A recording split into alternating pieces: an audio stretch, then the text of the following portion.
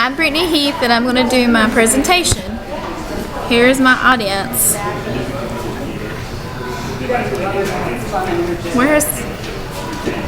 Here's another one. And then as you can see, I'm in a restaurant full of people.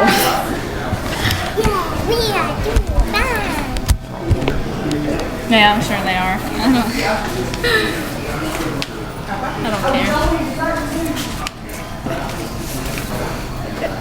Maybe I'll get a good grade because so many people watching.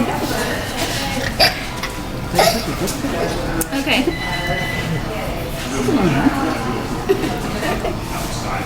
Today I want to share a deep, dark secret, one that needs to be brought to life. Wake up, America!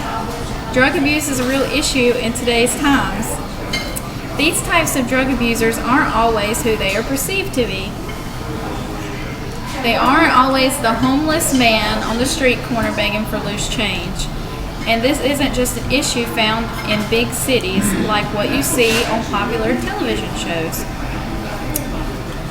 Drug users could be your mother, your father, sister, brother, or your very best friend. It can happen to the black man, the white man, the poor, and the rich. This issue does not discriminate on who it chooses as its victims. The worst part of it all is it happens in places we all call home, right under our noses.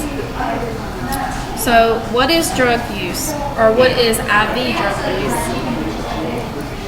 It's the use of needles piercing through the skin into the vein and injecting a substance into the bloodstream. We ask ourselves, how do people get to this point? How is this even a problem? Well, ordinarily, drug abusers do not start off being needle users. When these individuals reach a certain point in their drug use when they can no longer get a high, users will turn to IV use. Often, these are younger individuals experimenting with other forms of drugs.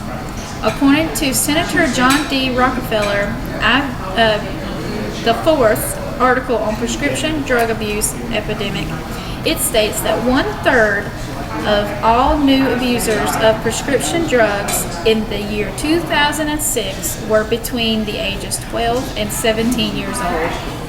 I know, it's hard to believe. It also states that every day, 2,500 of them abuse a prescription pain reliever for the very first time. The majority of teenagers abusing prescription drugs get them from friends and relatives. 64% of teens 12 and 17 who have abused drugs relievers or pain relievers say that they got them from friends or relatives, often without their knowledge. 46% of teens say they got prescription pain relievers for free. 8% say they bought pain relievers, and the other 10% say they took the drugs from friends or relatives without asking. So here's a little background for you.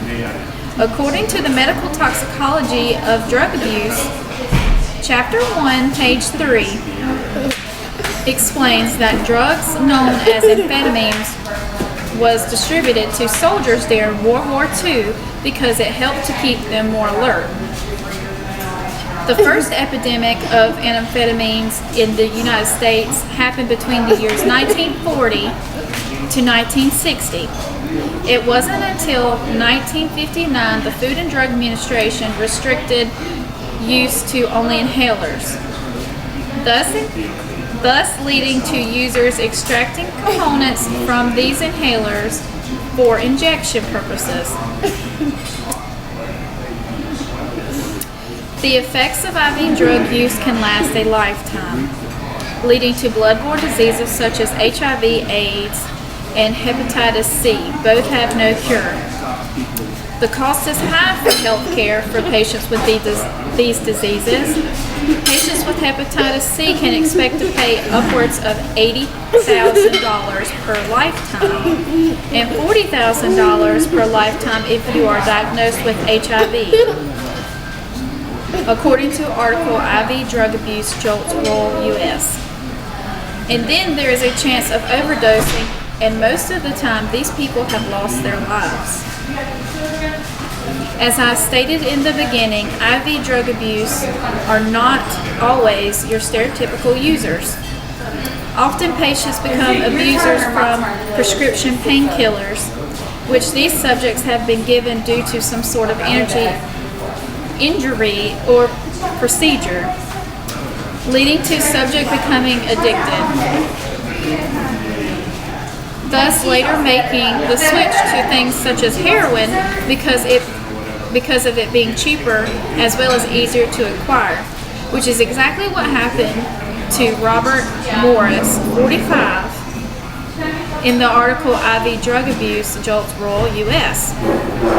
He states that he became hooked on prescription Percocet in the mid-1990s due to a tailbone injury, then switched to heroin about 6 years ago because it was cheaper. He often shared needles with friends, a habit that led to hepatitis C infection. So what can be done to fix this issue? The Obama administration has created treatment programs to help in monitoring drug users closely. The main goal is not to jail these people, but to get them treatment they so desperately need.